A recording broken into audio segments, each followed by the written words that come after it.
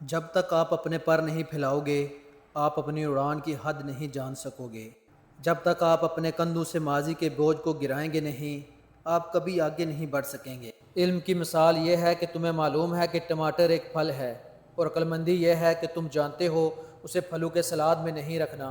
میں نے جب لوگوں کی توقعات پر پورا اترنا چھوڑا میں نے زندگی میں بہتری دیکھی۔ میں نے جب بھی اپنی منزل کے لیے خود سے لڑائی کی میں نے آگے بڑھنا شروع کر دیا اور کامیابی کو تیزی سے اپنی طرف آتا دیکھا۔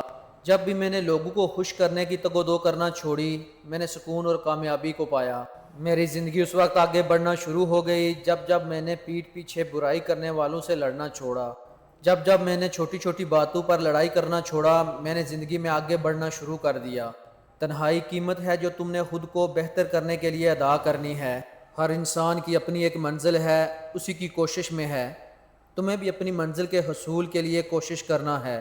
اگر کوئی آپ کو پریشان کرتا ہے تو اس کو تبدیل کرو، یہ تمہارے اختیار میں ہے۔ اس سوچ کے ساتھ زندہ رہو، اسے قبول کرو، خود کو تبدیل کرو، یہ واحد چیز ہے جو تمہیں کرنی ہے۔ ہمارے اندر دو بیڑیے ہمیشہ حالت جنگ میں ہیں، ایک برائی کا اور دوسرا نیکی کا۔ ان میں سے جو بھی جیتا تمہیں اسے پالنا شروع کر دو گے۔ ترقی کا عمل آستہ روح ہے، اس لیے ہم اپنی ترقی کو محسوس نہیں کر پاتے۔ بعض اوقات یہ بھی رب کی رحمت ہوتی ہے کہ آپ کو وہ نہیں ملتا جو آپ چاہتے ہیں۔ تمہارے دماغ میں آنے والی پہلی سوچ کہ تم ذمہ دار نہیں، لیکن دوسری سوچ ہمیشہ تمہارے اپنے اختیار سے ہوتی ہے۔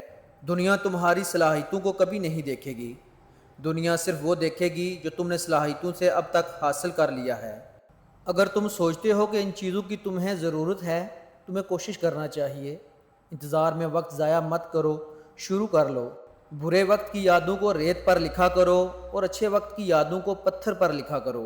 ایسے لوگوں سے دور رہیں جو آپ کو تنہائی محسوس کروائیں۔ اکیلے رہنا بری محفل سے بہت بہتر ہے۔ جتنا زیادہ تم اپنی ذات سے محبت کرنا شروع کر دیتے ہو اتنا ہی کم تمہیں لوگوں کی ضرورت رہتی ہے۔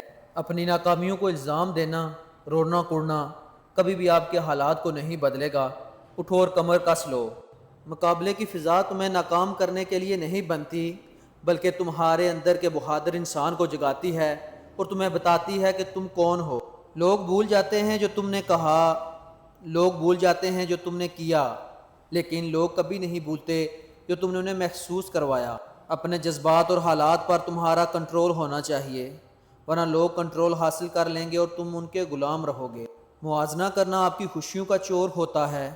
اپنی منزل اور راستوں کا دھیان رکھو، نہ کہ دوسروں کے حاصل پر نظر رکھو۔ لوگوں کو متاثر کرنا چھوڑ دو اور اپنی ذات کو متاثر کرو اور آزاد رہو۔